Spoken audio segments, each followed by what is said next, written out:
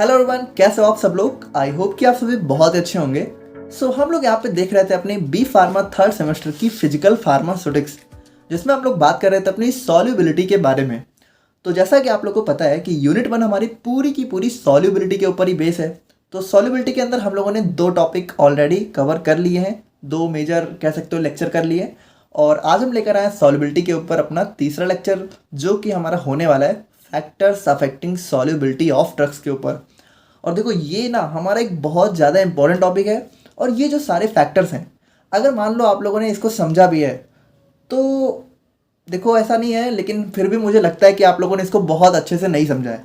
तो ये वीडियो काफ़ी ज़्यादा इंटरेस्टिंग होने वाली है और बहुत इंपॉर्टेंट तो है ही है एग्जाम पॉइंट ऑफ व्यू से भी, और बहुत ज़्यादा इंटरेस्टिंग होने वाली है। आई प्रॉमिस आज की वीडियो तो आप लोगों को बहुत मज़ेदार लगने वाली है। ठीक है, हम लोग सारे ही जो भी सारे हमारे फैक्टर्स हैं उनको काफ़ी डीप में अच्छे से समझेंगे कि कैसे ये फैक्टर्स हमारी सॉल्युबिलिटी को अफेक्ट करते हैं। अच्छा देखो, एक चीज़ आप लोग यहाँ पे समझना कि जो हमारी सॉल्युबिलिटी है इसको हम लोग आखिर पढ़ क्यों रहे हैं। चलो ठीक है, हमें सॉल्युबिलिटी के बारे में पता तो होना चाहिए, बट मेन क्वेश्चन ये है कि इसको हम लोग यहाँ पे फार्मेसी के अंदर क्यों पढ़ रहे हैं। तो यार आप लोग को पता है जो हमारी लिक्विड डोजेज फॉर्म होती है, जैसे कि हमारा सिरप हो गया और जैसे इमल्सन मान लो, और भी बहुत सारी डोजेज फॉर्म होती हैं, है ना, हमारे ईयर ड्रॉप्स, आई ड्रॉप्स। तो आपको पता है और पता नहीं है तो पता होना चाहिए कि जो हमारी लिक्विड डोजेज फॉर्म है, जैसे कोई भी हमारी मेडिसिन होती है वो किससे मिलकर बनी होती है, हमारी एपीआई से और एक्सीपिएंट से। अगर इतना बेसिक चीज़ें भी नहीं पता है तो बहुत बुरी बात है। फार्मेसी में आने के बाद आप लोग को ये तो बिल्कुल रट जाना चाहिए कि कोई भी हमारी दवा होती है वो हमारी 2 चीज़ों से मिलकर बनी होती है। एपीआई क्या होता था, एक्टिव फार्मास्यूटिकल इंग्रेडिएंट, और एक्सीपिएंट्स। तो हमारा देखो जैसे कोई भी दवा है तो उसमें मेन हमारी जो ड्रग होती है वो हमारी एपीआई होती है, और एक्सीपिएंट्स हम लोग कौन सा यूज करते हैं उसी के हिसाब से हमारी डोजेज फॉर्म सेलेक्ट हो जाती है। तो अगर हमारी डोजेज फॉर्म लिक्विड है तो हम लोग यहाँ पे एक्सीपिएंट्स कौन सा सेलेक्ट करते हैं, लिक्विड। ठीक है, जो कि हमारा हम लोग बोल देते हैं कि सॉल्वेंट होता है। हम लोगों ने देखा था ना solvents used in liquid doses form, कितनी सारी चीज़ें थी। तो यहाँ पे देखो होता क्या है कि मान लो हम लोगों ने ड्रग लिया और उसका कोई भी नेचर है, तो यहाँ पे हमारा जो सॉल्वेंट है वो हमारे ड्रग के अकॉर्डिंग ही तो होना चाहिए। यानी कि हमारी जो ड्रग है वो सॉल्वेंट में डिजॉल्व हो जानी चाहिए, हमारा सॉल्वेंट ऐसे ही नेचर का होना चाहिए। तो उस नेचर को हम लोग पता कैसे करेंगे, पता ऐसे करेंगे जब हमें ये पता चलेगा कि जो हमारी ड्रग है वो हमारी सॉल्वेंट में सॉल्युबल है कि नहीं है। यानी इस ड्रग की सॉल्युबिलिटी को हम लोग जो है अलग अलग सॉल्वेंट में चेक करके पता कर लेंगे कि हमारा कौन सा सॉल्वेंट किस ड्रग के लिए सबसे परफेक्ट होता है। तो ये सारे कुछ फैक्टर्स होते हैं जिसकी वजह से, मतलब ये हमारा रीजन होता है मेन कि हम लोग सॉल्युबिलिटी को यहाँ पे फार्मेसी में क्यों पढ़ते हैं, ताकि हम लोग अच्छे से पता कर सके कि हमारी जो डिफरेंट नेचर्स की ड्रग्स हैं वो किस डिफरेंट नेचर्स में के सॉल्वेंट्स में डिजॉल्व होती हैं।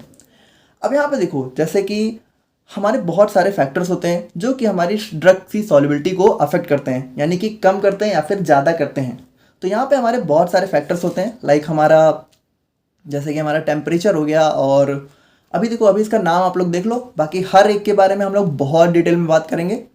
तो जैसे कि सबसे पहले हमारा टेम्परेचर हो गया, नेचर ऑफ सॉल्वेंट हो गया, फिर हमारा pressure, pH, crystalline structure, particle size, common ion effect, molecular structure, और सबसे इंपॉर्टेंट सॉल्युबलाइजिंग एजेंट्स या फिर सरफेक्टेंट।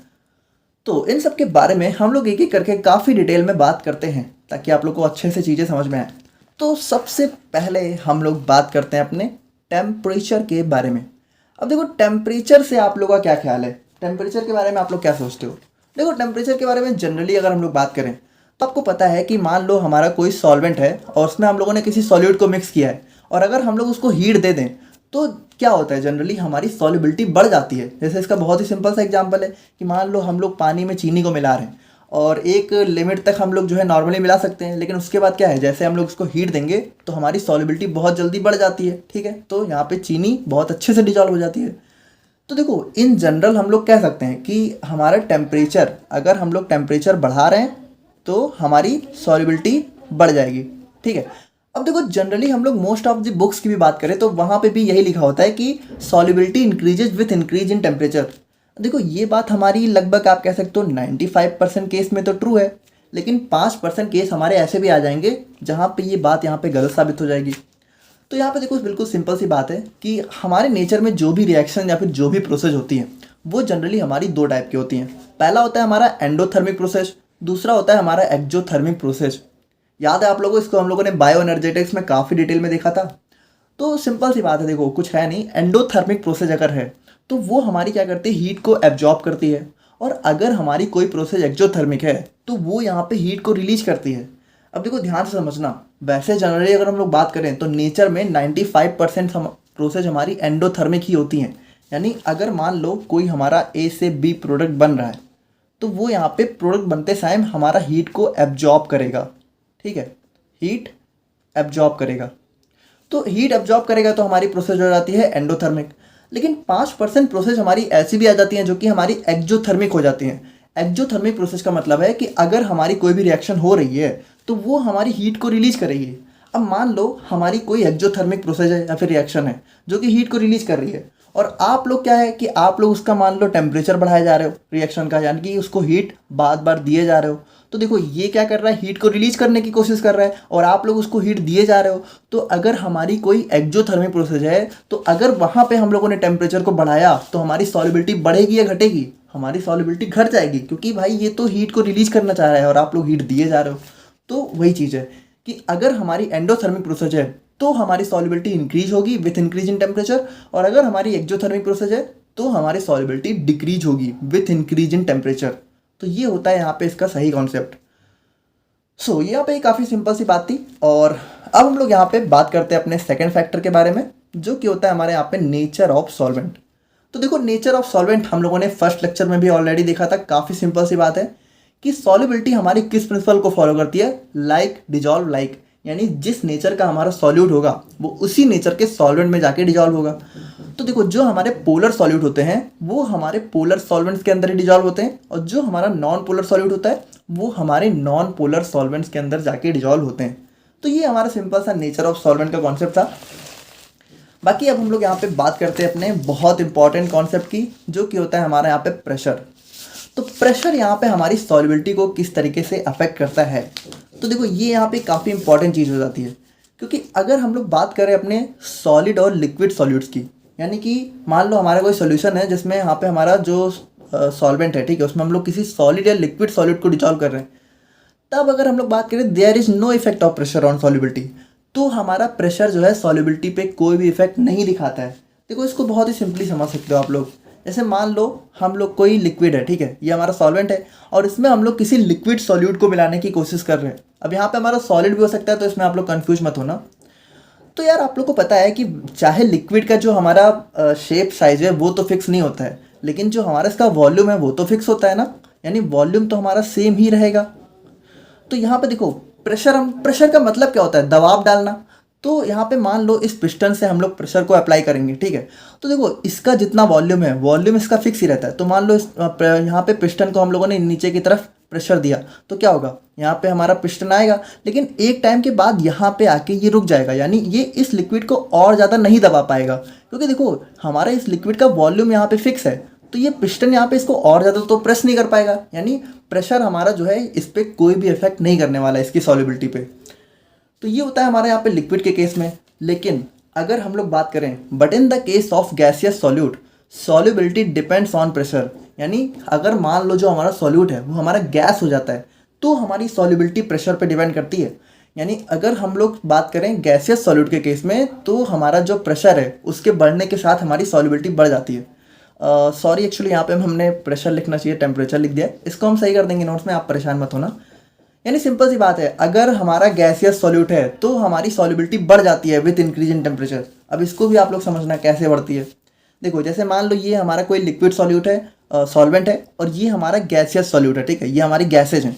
अब आपको पता है कि गैसेज को सप्रेस करना बहुत आसान है, ठीक है, गैस को हम लोग जितना चाहे उतना दबा सकते हैं कि नहीं दबा सकते हैं, हमारी पूरी गैस कंप्रेस हो जाती है।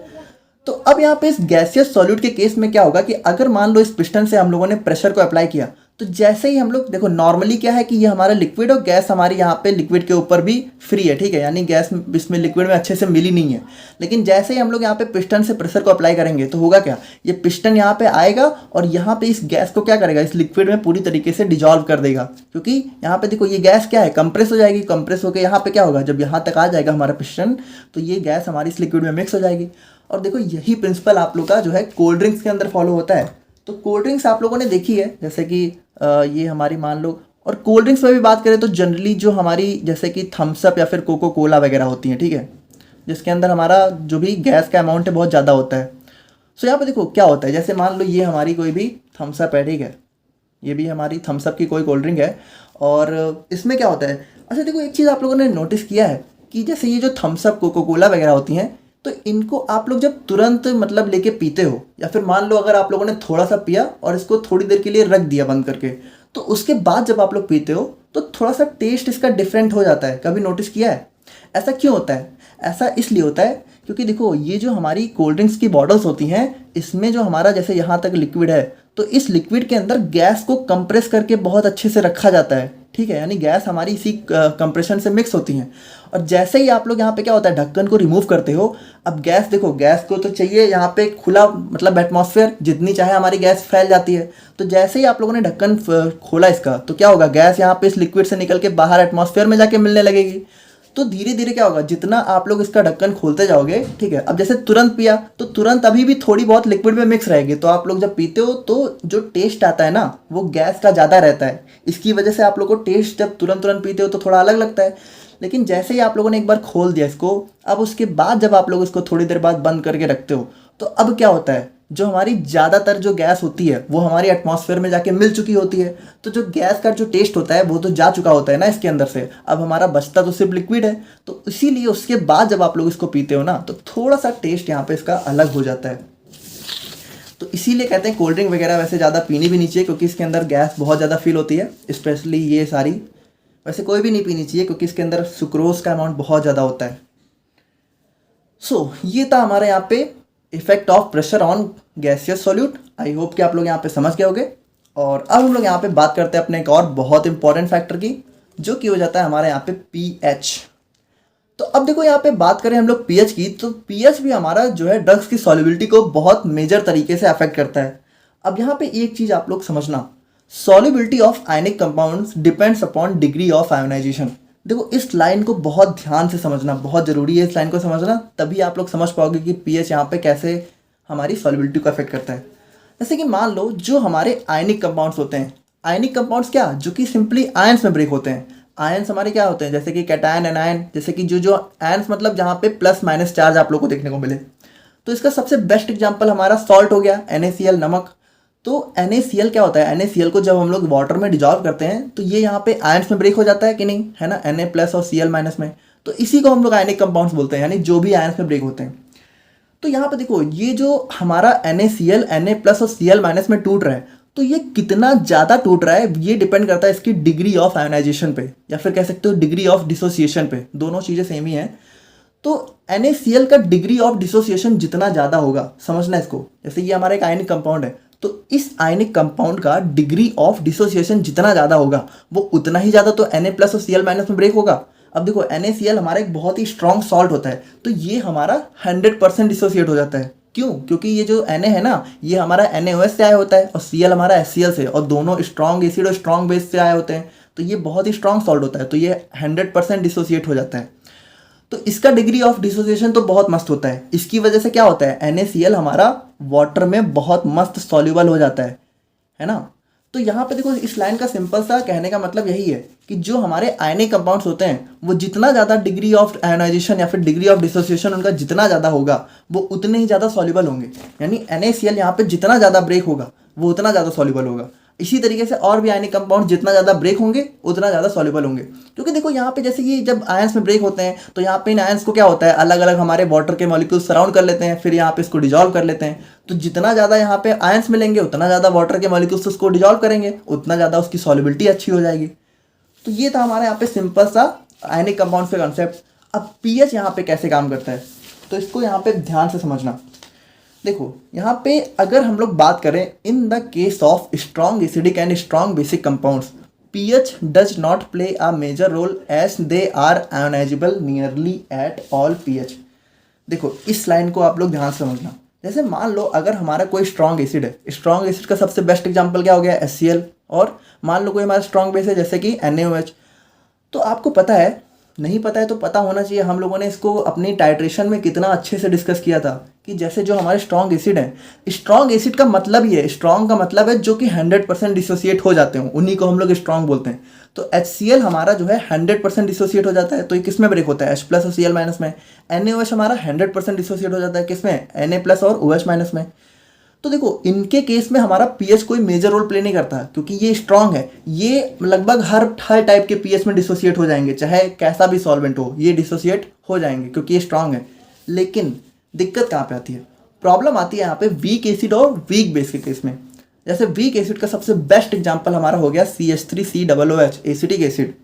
सो आपको पता है CH3COOH हमारा जो है बहुत कम डिसोसिएट होता है। यानी अगर हम लोग CH3COOH को मान लो किसी में भी डिजॉल्व करें तो उसका डिसोसिएशन यहाँ पे किस में ब्रेक होता है? पहली बात ये CH3COO- और H+ में ब्रेक होता है, लेकिन ये भी बहुत कम, लगभग कह सकते हो सिर्फ 10% या फिर उससे भी कम इसका डिसोसिएशन बहुत कम होता है।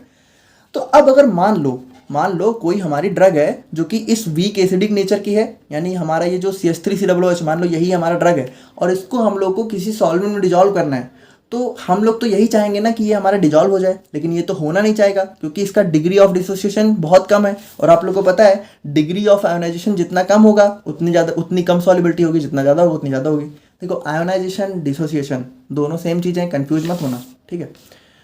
तो यहाँ पे देखो पीएच हमारा बहुत इंपॉर्टेंट रोल प्ले करेगा। जैसे कि but in the case of weak acid solubility increases with increase in pH, यानी कि बेसिक पीएच।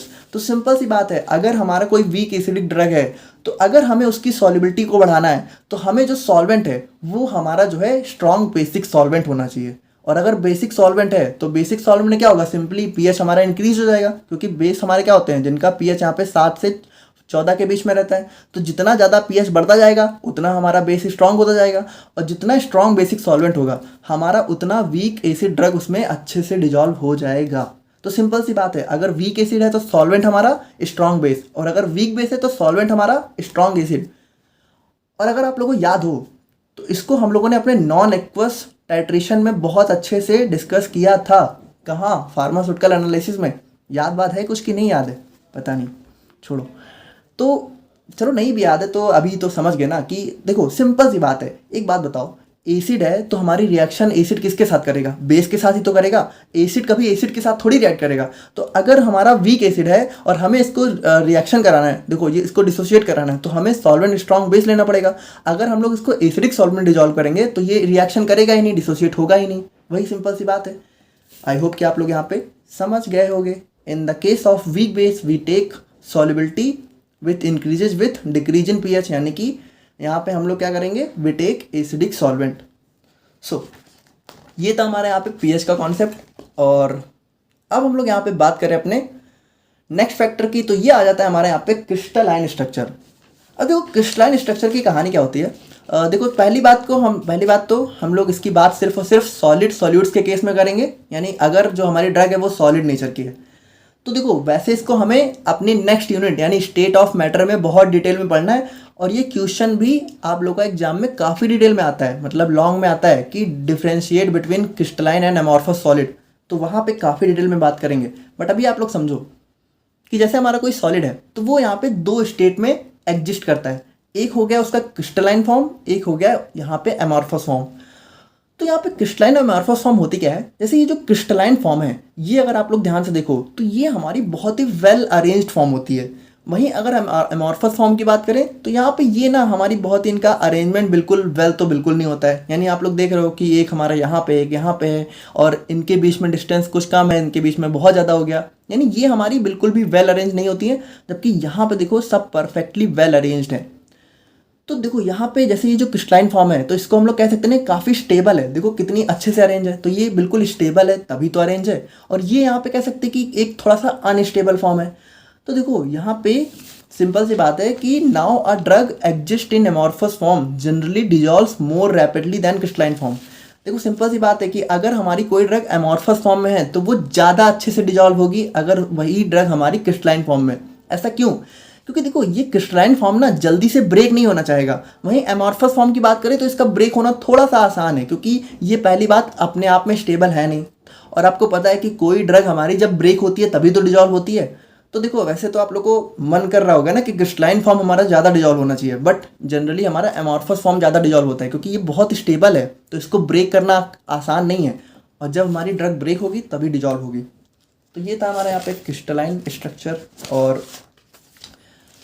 बात करें हम लोग यहाँ पे नेक्स्ट फैक्टर की, तो ये आ जाता है हमारे यहाँ पे पार्टिकल साइज। अब देखो पार्टिकल साइज भी काफ़ी सिंपल सी बात है कि पार्टिकल साइज की बात करें तो मान लो, जैसे कि मान लो हम लोगों ने कोई इतना बड़ा सा सॉलिड लिया, ठीक है, और मान लो हम लोगों ने इसी को ब्रेक करके इसको छोटे छोटे पार्टिकल्स में कन्वर्ट कर दिया। अब आप मुझे बताओ कि यहाँ पे सरफेस एरिया किसका ज़्यादा होगा, सरफेस एरिया इसका ज़्यादा होगा या फिर इसके छोटे छोटे पार्टिकल्स का? डेफिनेटली आप लोग देख रहे हो इसके छोटे छोटे जो पार्टिकल्स होंगे उनका सरफेस एरिया ज़्यादा होगा। जैसे कि वैसे तो आप लोगों ने आज आज तक देखा नहीं होगा, बहुत कम ही लोग होंगे जानते होंगे, बट कुछ लोगों ने देखा होगा कि नमक के पहले क्या होता था कि डर्रे आते थे नमक के, ठीक है, फिर उनको घर पे लाके पीसा जाता था, लेकिन आजकल तो हमारे पैकेट में पिसा हुआ नमक ही हमें देखने को मिलता है। तो जैसे कि मान लो जो नमक का इतना बड़ा सा डर्रा है, आप लोग को स्क्रीन पे दिख रहा होगा, तो जब उसको हम लोग पीसते हैं तो क्या होता है, देखो वो यहाँ पे छोटे छोटे पार्टिकल्स में कन्वर्ट हो जाता है और तब उसका सरफेस एरिया यानी ज़्यादा सरफेस कवर करता है। और देखो आप मुझे एक बात बताओ, सिंपल सी बात है, अगर हम लोग नमक के इतने बड़े पार्टिकल को पानी में डिजॉल्व करें और नमक के छोटे छोटे जो हमारा पिसा हुआ नमक आता है उसको डिजॉल्व करें, तो कौन ज़्यादा डिजॉल्व होगा जल्दी से? ये ज़्यादा डिजॉल्व होगा जल्दी से, है ना।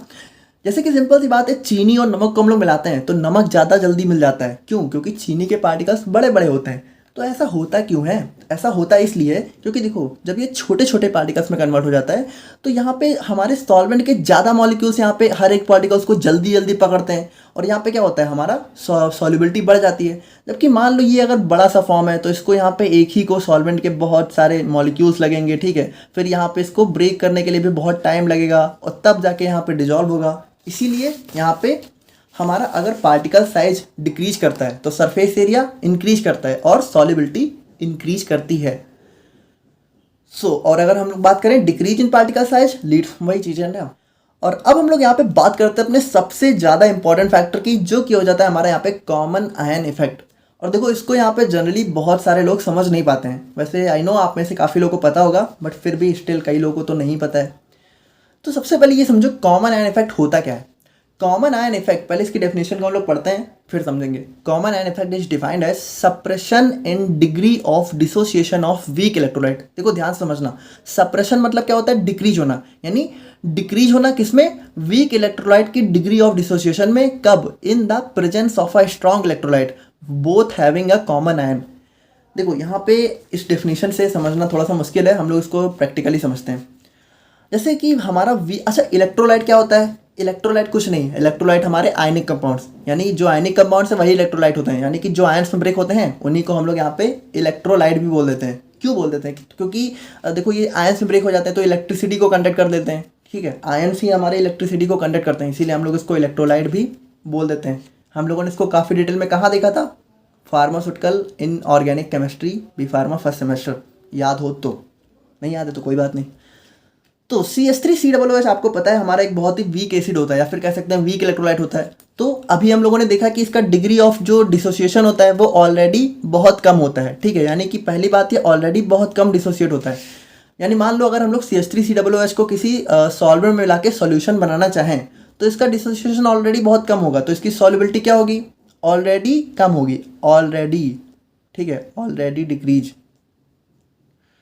अब अगर इसी केस में, ठीक है, कि पहली बात तो इस वीक इलेक्ट्रोलाइट का डिसोसिएशन ऑलरेडी कम है, और इसी केस में हम लोग क्या करें कि इसमें हम लोग लाके मिला दें एक स्ट्रॉन्ग इलेक्ट्रोलाइट। लेकिन ध्यान से समझना, और स्ट्रॉन्ग इलेक्ट्रोलाइट मान लो हम लोगों ने ले लिया CH3COONA, सोडियम एसीटेट, ठीक है, या फिर इसी को हम लोग बोल सकते हैं सॉल्ट ऑफ एसिटिक एसिड। अब देखो ये हमारा एक बहुत स्ट्रॉन्ग इलेक्ट्रोलाइट होता है, ठीक है, क्योंकि यहाँ पे जो हमारा Na है वो हमारा NaOH से आया होता है, जो कि हमारा स्ट्रॉन्ग बेस होता है।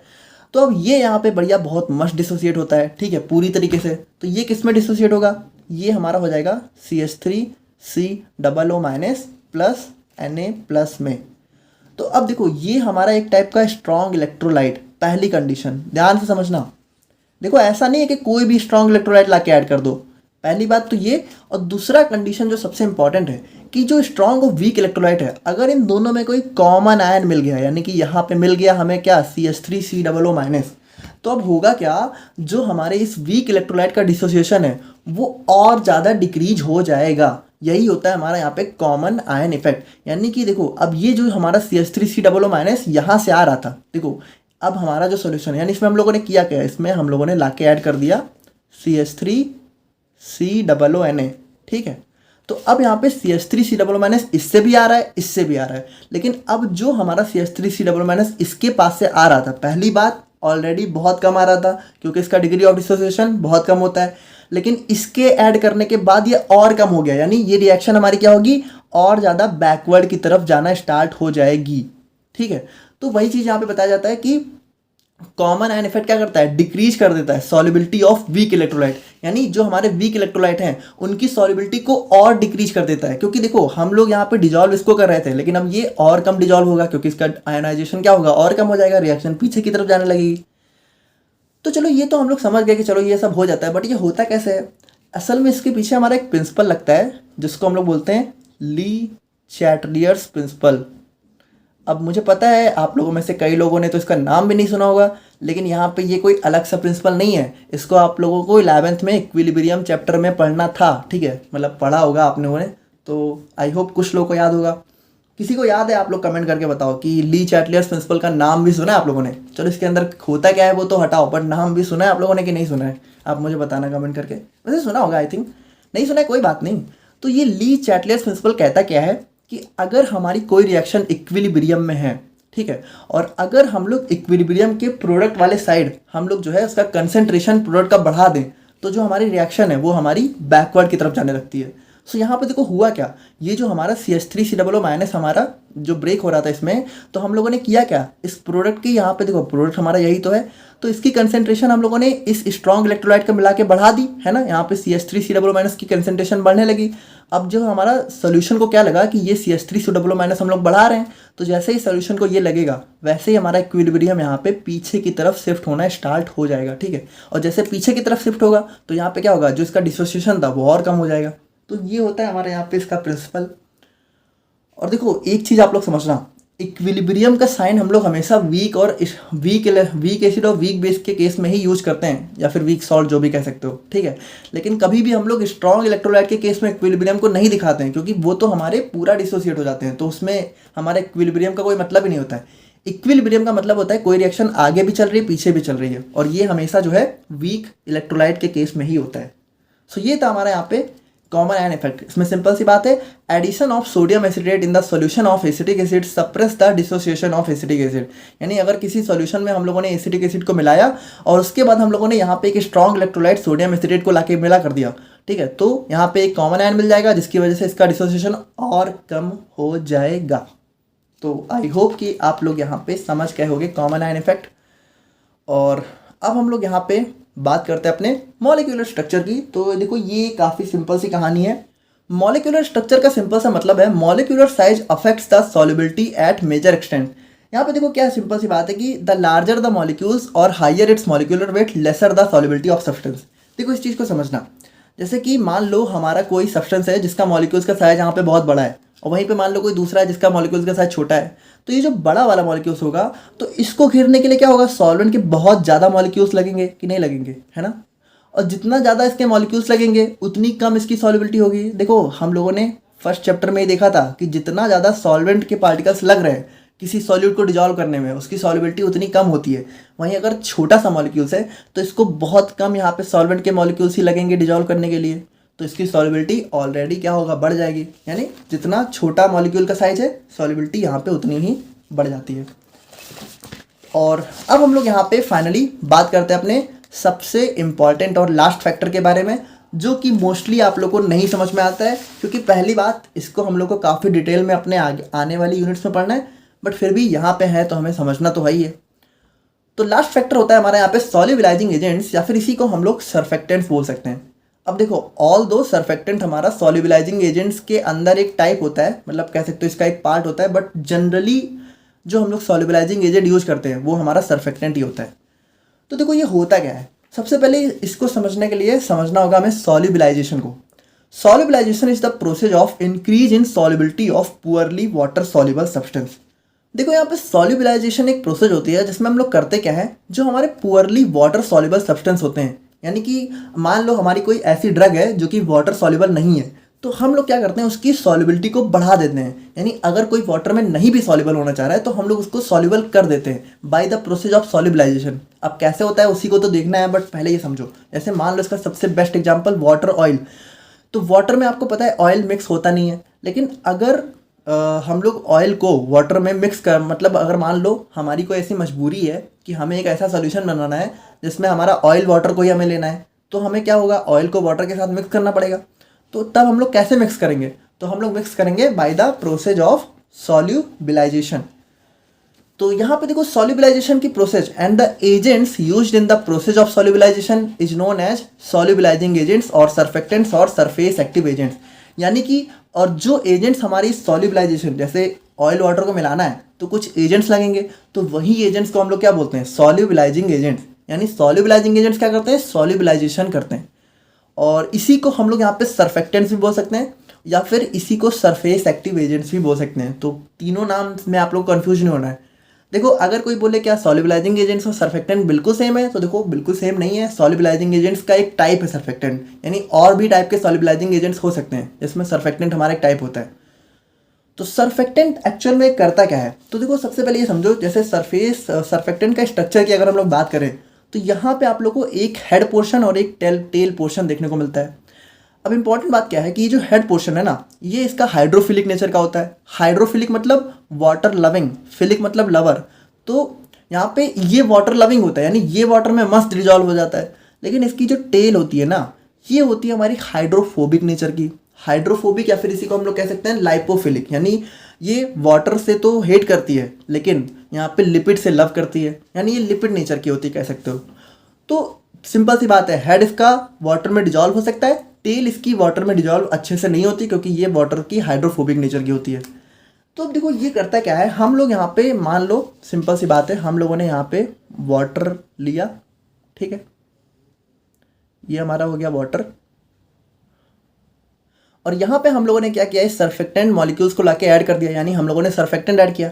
तो देखो सरफेक्टेंट होता क्या है, पहली बात इनका नाम हो देखो क्या होता है, सरफेस एक्टिव एजेंट्स। यानी ये क्या करते हैं, सरफेस पे एक्ट करने का काम करते हैं। तो देखो सरफेस यहाँ पे वाटर की यही तो होती है। तो यहाँ पे देखो होगा क्या, जैसे ही हम लोग सरफेक्टेंट को इसमें डिजॉल्व करेंगे तो देखो इसका हेड तो हाइड्रोफिलिक नेचर का है, तो हेड तो इसका वाटर के अंदर चला जाएगा, ठीक है। लेकिन ये इसकी जो टेल है भाई, ये तो हमारी हाइड्रोफोबिक नेचर की है, तो ये टेल हमारी पहली बात वाटर के थोड़ा ऊपर ही रहने की कोशिश करेगी, यानी ये वाटर में मिलना नहीं चाहेगी।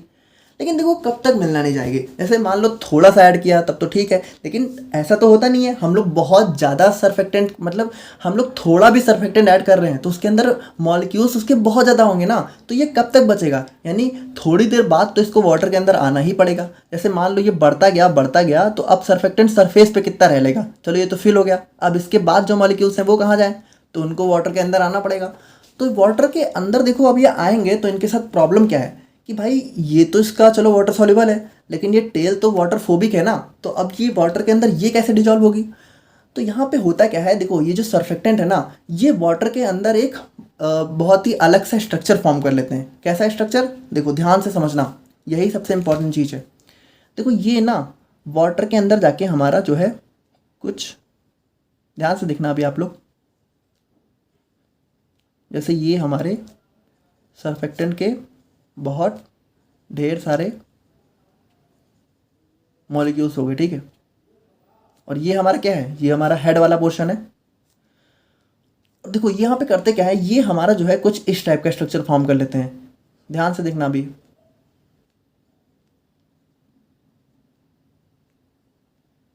यानी यहाँ पर देखो इन लोगों ने किया क्या, इन लोगों ने ये किया कि ये जो टेल वाला पोर्शन है ये सारी हमारी जो है अंदर की तरफ कर ली, और जो हेड वाला पोर्शन है वो बाहर की तरफ कर लिया। अब देखो इनके लिए थोड़ा सा सॉल्युबल होना आसान हो गया, क्योंकि ये देखो ये जो हमारा बाहर वाला पोर्शन है अब यही हमारा दिख रहा है वाटर में, ठीक है, तो ये तो हमारा वाटर सॉल्युबल है ही है। और जो टेल वाला पोर्शन था, टेल ने क्या किया, टेल ने मिलके हमारा जो है अपने अंदर एक, मतलब कह सकते हो स्ट्रक्चर फॉर्म कर लिया। तो देखो टेल तो हमारी सारी एक ही नेचर की हैं, तो ये तो एक साथ रह ही सकती हैं। और हमारे हेड वाले ने क्या किया, ये हमारा जो है ऊपर की तरफ हो गया, तो ये हमारा सरफेक्टेंट जो है अंदर जाके कुछ इस तरह का स्ट्रक्चर फॉर्म कर लेता है। और इस स्ट्रक्चर को ध्यान से सुनना, बहुत इंपॉर्टेंट बात है, इस स्ट्रक्चर को हम लोग बोलते हैं माइसिले। ठीक है, माइसिले। तो इसको हम लोग क्या बोलते हैं कि सर्फेक्टेंट ने अपना माइसिले का फॉर्मेशन कर लिया। और ये जो हमारी माइसिले होती हैं, तो इसके अंदर आप लोग को यहाँ पे जो है एक स्पेस देखने को मिलता है जिसको हम लोग बोलते हैं कोर। क्या बोलते हैं? कोर। और देखो ये जो कोर है ये हमारा किससे मिलके बना हुआ है? हमारे सर्फेक्टेंट की टेल से मिलके बना है, जो कि हमारी हाइड्रोफोबिक नेचर की है। तो अब यहाँ पे ये जो कोर है ना, ये कोर क्या करता है, ये हमारा देखो ये हमारा लिपिड नेचर का ही तो होगा क्योंकि ये लाइपोफिलिक है। तो ये हमारा इस ऑयल को मान लो या फिर जो भी लिपिड सब्सटेंस हैं उनको क्या करेगा, अपने अंदर मस्त यहाँ पे डिजॉल्व कर लेगा। यानी जो ऑयल के मॉलिक्यूल्स हैं वो यहाँ पे इस कोर में आके डिजॉल्व हो जाएंगे और इस तरीके से सर्फेक्टेंट हमारा क्या करेगा, वाटर के अंदर ऑयल का डिजॉल्वेशन कर देगा। तो इस तरीके से हमारा सर्फेक्टेंट काम करता है। अच्छा देखो, सर्फेक्टेंट हमारा जो है ऑयल को वाटर में तो डिजॉल्व कर ही सकता है, लेकिन वाटर को ऑयल में भी डिजॉल्व कर सकता है।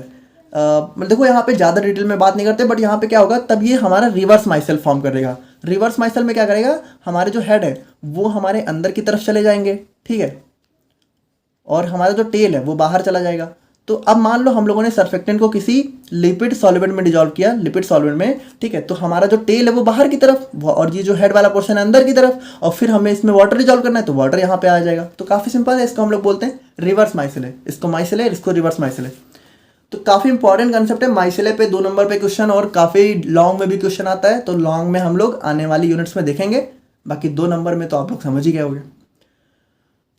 यहाँ पे देखो, surfactant molecules contains a head जो कि हाइड्रोफिलिक नेचर का होता है एंड अ टेल जो कि हाइड्रोफोबिक नेचर का होता है। तो यहाँ पे देखो हमारा जो सॉल्युबलाइजेशन है वो होता क्या है, the mechanism of solubilization involves entrapment of solute molecules in micelle and tendency of surfactant to form this micelle at critical micelle concentration. अच्छा देखो, ये बहुत इंपॉर्टेंट चीज़ है कि हमारी वो कंसेंट्रेशन जहाँ पे इस माइसेले का फॉर्मेशन होता है, इस माइसेले का, उसको हम लोग क्या बोलते हैं, क्रिटिकल माइसेले कंसेंट्रेशन। और ये क्वेश्चन भी आप लोग का एग्जाम में 2 नंबर में बहुत बार देखने को मिला है, तो इसको भी आप लोग ध्यान से समझना, ठीक है। क्रिटिकल माइसेले कंसेंट्रेशन क्या होती है, वो कंसेंट्रेशन जहाँ पे हमारा सर्फेक्टेंट मॉलिक्यूल्स माइसेलेस का फॉर्मेशन करते हैं। तो मैकेनिज्म ऑफ सॉल्युबलाइजेशन में होता क्या है, ये जो माइसेले है ये हमारा इंट्रैप मतलब डिजॉल्व कर लेना, किसको, सॉल्यूट मॉलिक्यूल्स को। यानी कि ये हमारी जो हाइड्रोफोबिक ड्रग है, यानी जो वाटर के हेटिंग नेचर की है, उसको यहाँ पे क्या करेगा, इस कोर के अंदर डिजॉल्व कर लेगा। तो ये देखो, ये इस तरीके से हमारा सॉल्युबलाइजेशन हो जाता है। और यहाँ पे देखो बहुत इंपॉर्टेंट चीज़ है कि जो हमारा वेकेंट स्पेस होता है inside micelle is known as core, यानी कि जो स्पेस है इसी को हम लोग कोर बोलते हैं, तो इसको भी ध्यान रखना। ये था हमारे यहाँ पे फैक्टर्स अफेक्टिंग सॉल्युबिलिटी। और क्या आप लोग को सारी चीज़ें समझ में आई, आप लोग कमेंट करके ज़रूर बताना, और मतलब कैसा लगा वीडियो आप लोग कमेंट करके बताना, और मिलते हैं नेक्स्ट वीडियो में। Thank you so much.